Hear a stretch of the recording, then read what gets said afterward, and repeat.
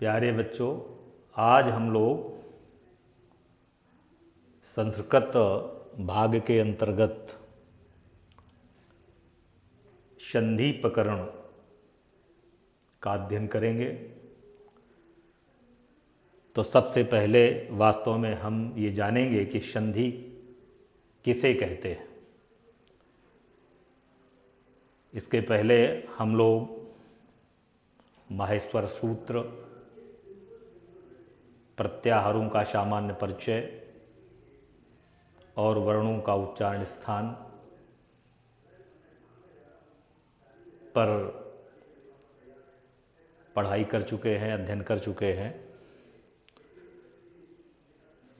तो उसी के आगे हम लोग आज पढ़ेंगे संधि। संधि किसे कहते हैं?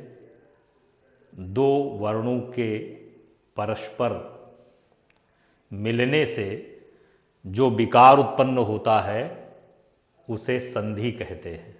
एक बार फिर समझ लीजिए, दो वर्णों के मिलने से जो विकार उत्पन्न होता है उसे संधि कहते हैं। संधि हमारे पाठ्यक्रम में कक्षा 6 से लेकर के इंटरमीडिएट की कक्षाओं तक हम लोग पढ़ते हैं, हिंदी में भी और संस्कृत में भी। हिंदी में जो संस्कृत का भाग होता है उसमें भी हम लोग इन्हीं संधियों को पढ़ते हैं।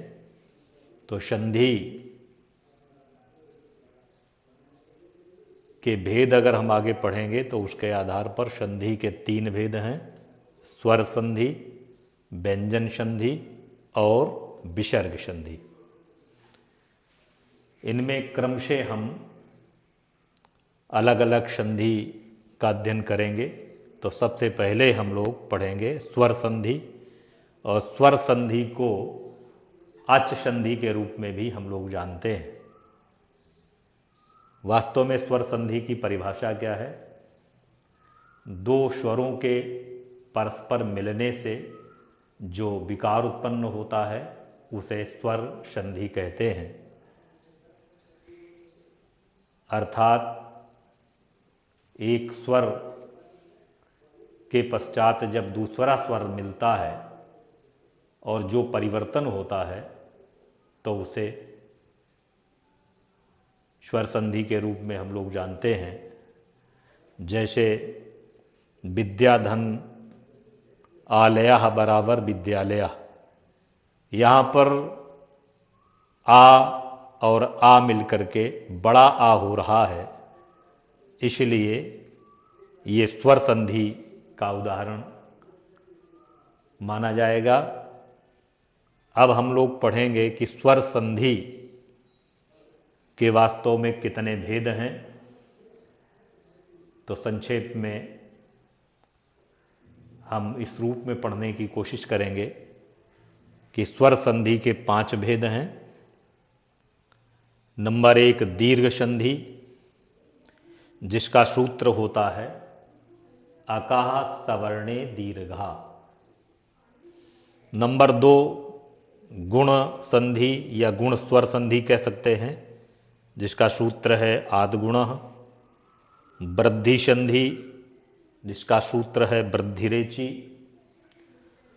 यण संधि, जिसका सूत्र है इकोयणचि। और अयादि संधि, जिसका सूत्र है एचो अय औ आ या वाह। तो इन संधियों को हम इस प्रकार से आगे विस्तार पूर्वक पढ़ने का प्रयास करें, समझने का प्रयास करें। तो पहली जो स्वर संधि है दीर्घ संधि, जिसका सूत्र बनता है अकाः सवर्णे दीर्घा। अक जो प्रत्याहार है, 2 सूत्र हैं माहेश्वर सूत्र में, पहला और दूसरा अयुण और ऋलिक। और उसमें अगर हम अक प्रत्याहारों की वर्णों की संख्या को जानने का प्रयास करें तो आ से का के बीच में वर्ण हमारे आते हैं आ ई उ री लृ, अर्थात अक के सवर्ण होने पर जो सूत्र का भाव उत्पन्न होता है दीर्घ हो जाता है। कहने का मतलब ये हुआ कि अक माने छोटा आ या बड़ा आ के बाद छोटा आ या बड़ा आता है तो दोनों के परस्पर मिलने से बड़ा आ हो जाता है। अक के सवर्ण होने पर दीर्घ होने का मतलब है जब एक ही प्रकार का वर्ण दूसरे उसी प्रकार के वर्ण से मिलता है तो दोनों के स्थान पर जो बड़ा वर्ण होता है, स्वर होता है, वही परिवर्तित होकर के संधि का रूप लेता है। जैसे विद्याधन आलया बराबर विद्यालया, यहां पर बड़ा और बड़ा मिलकर के बड़ा हुआ। अगर यहां पर हम विद्याधनर्थी करते हैं तो बड़ा आ और छोटा आ मिलकर के बड़ा हो जाएगा। माने छोटा और छोटा भी मिलता है तब भी बड़ा, छोटा और बड़ा मिलेगा तो भी बड़ा, बड़ा और बड़ा मिलेगा तब भी बड़ा। इसी प्रकार से छोटी ई या बड़ी ई के बाद छोटी ई या बड़ी ई आए तो दोनों के स्थान पर बड़ी ई हो जाता है। इसके लिए हम समझ सकते हैं जैसे गिरिधन ईसा, गिरिधन ईसा,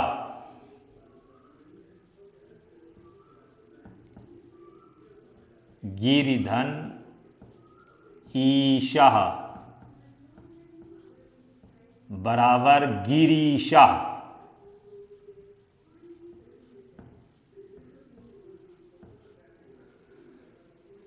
छोटी और बड़ी ई मिलकर के बड़ी। इसी प्रकार से छोटा ऊ और बड़ा ऊ मिलकर के बड़ा ऊ, छोटा ऊ या छोटा ऊ के साथ मिलेगा तो भी बड़ा ऊ होगा। अर्थात इसको हम इस रूप में समझ सकते हैं, छोटा ऊ या बड़ा ऊ के बाद छोटा ऊ या बड़ा ऊ आता है तो दोनों के स्थान पर बड़ा ऊ हो जाता है।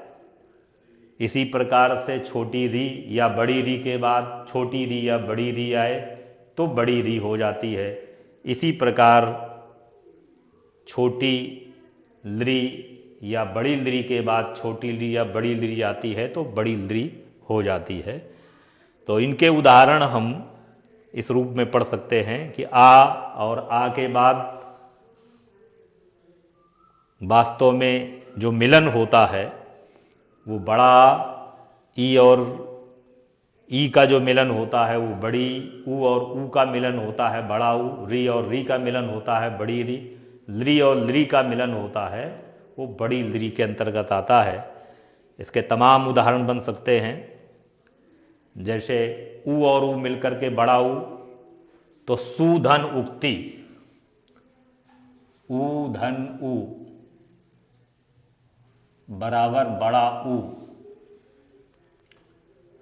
सु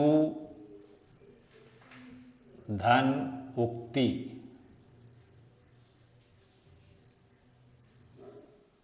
बराबर सूक्ति।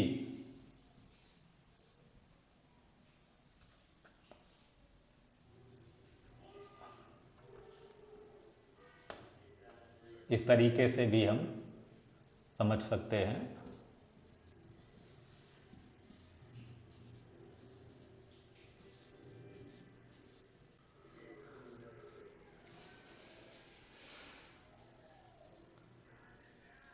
आगे उसी क्रम में बताया आपको कि री और री मिलकर के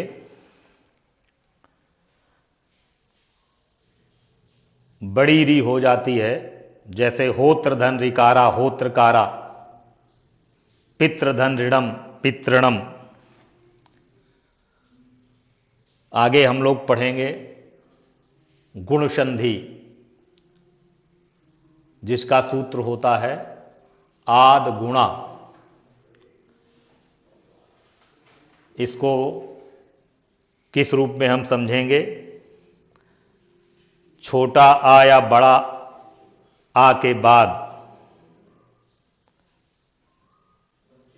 क्रमशः ई, ऊ, री या द्री अगर आता है तो दोनों के स्थान पर क्रमशः ए, ओ, अर और अल हो जाता है।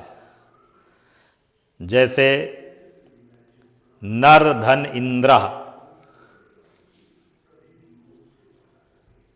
बराबर नरेंद्र, आ के बाद ई, आ और ई मिलकर के ए बनता है। आ और ऊ मिलकर के ओ बनता है। आ और री अर बनता है। आ और ली मिलकर के अल बनता है।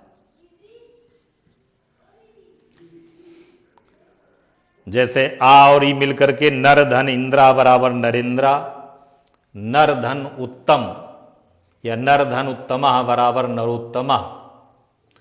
इसी प्रकार से और उदाहरण ले सकते हैं।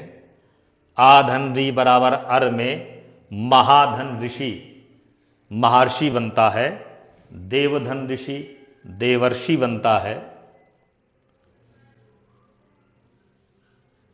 तव धन लिकारा बराबर तवलकारा बनता है।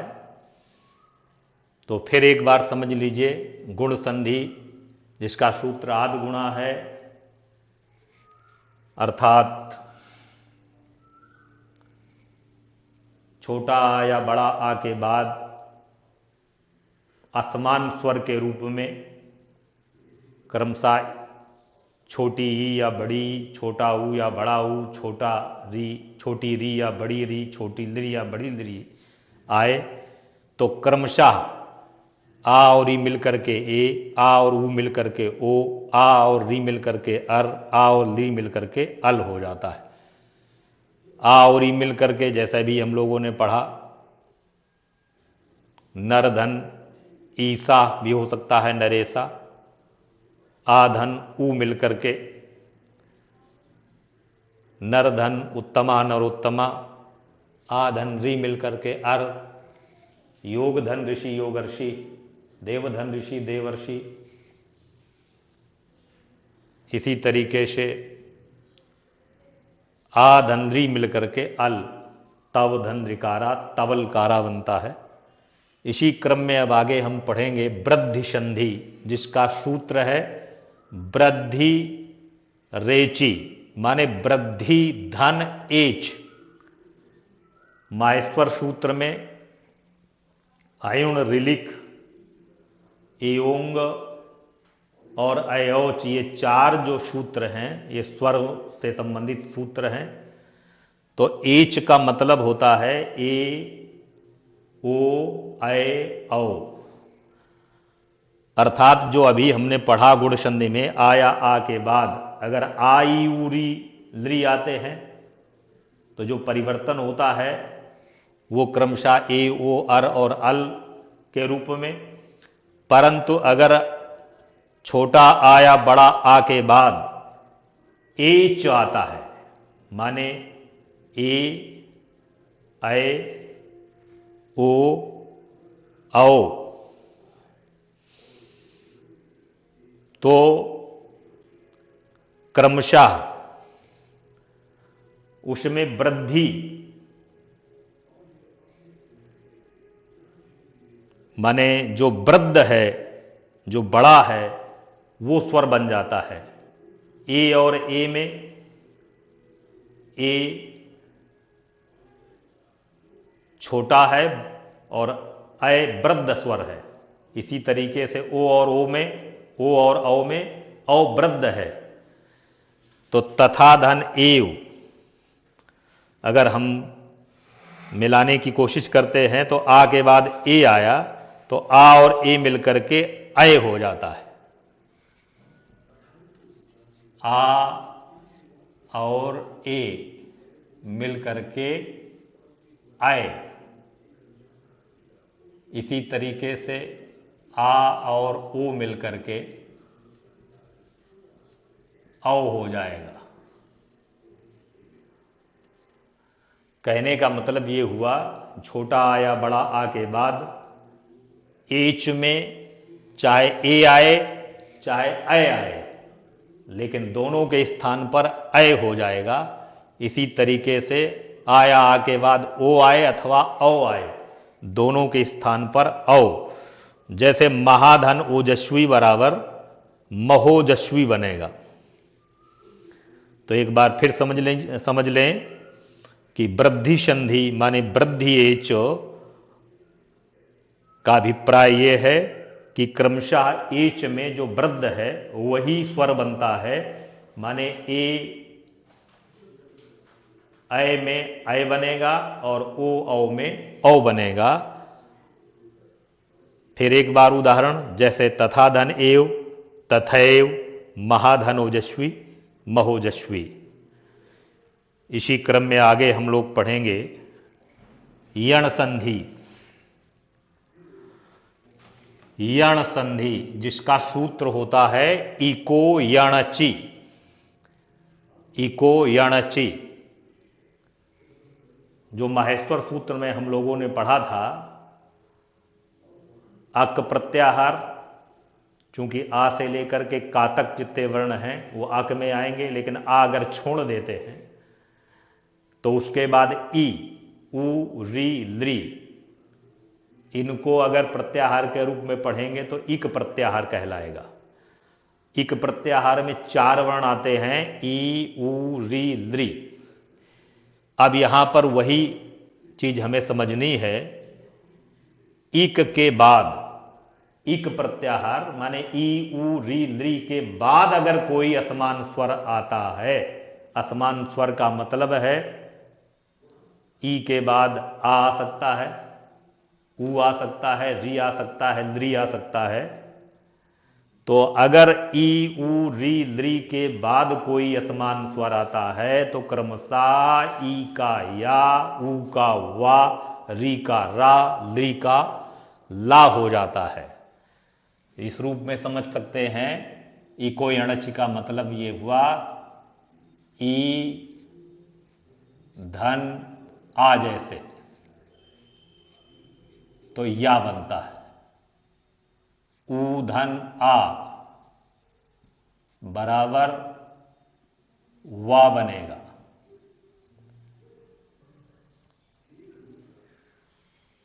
इसी प्रकार से री के बाद अगर आ बनता है,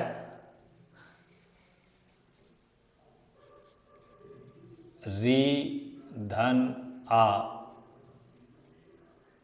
तो बनेगा रा हलंत। और इसी प्रकार से लृ के बाद अगर आ आता है तो बनेगा ला हलंत।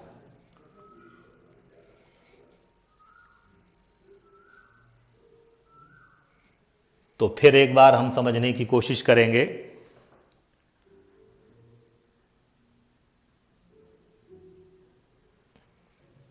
इको यणच यण संधि के रूप में ई उ री लृ के बाद अगर कोई असमान स्वर आता है तो क्रमशः ई का या, उ का वा, री का रा और लृ का ला हो जाता है। क्रमशः ई का या, उ का वा, री का रा और लृ का ला हो जाता है। उदाहरण के रूप में जैसे इति धन आदि बराबर बनेगा इत्यादि, शूधन आगतम बराबर बनेगा स्वागतम। इसी प्रकार से पितृधन आज्ञा बराबर बनेगा पित्राज्ञा, और लृधन आकृति बराबर बनेगा लाकृति। इसी क्रम में जो स्वर संधि का पांचवा भेद है, जिसको अयादि संधि कहते हैं, जिसका सूत्र है एचो अय वा या वाह, एचो अय वा या वाह। अलग अलग पढ़ेंगे। एच आय, आओ, आय, आओ, माने एच के बाद, एच का मतलब ए, ओ, अय, औ। इन वर्णों के बाद अगर कोई असमान स्वर आता है तो क्रमशः ए का अय, ओ का औ, अय का आय और औ का आव हो जाता है। एक बार फिर समझने की कोशिश करें। एच प्रत्याहार के वर्ण क्रमशः ए, ओ, अय और औ। फिर एक बार एच प्रत्याहार ए,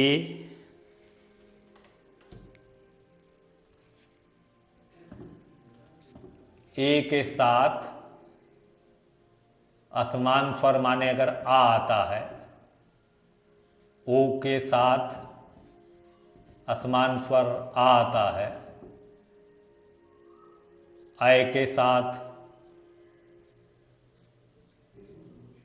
आ आता है या औ के साथ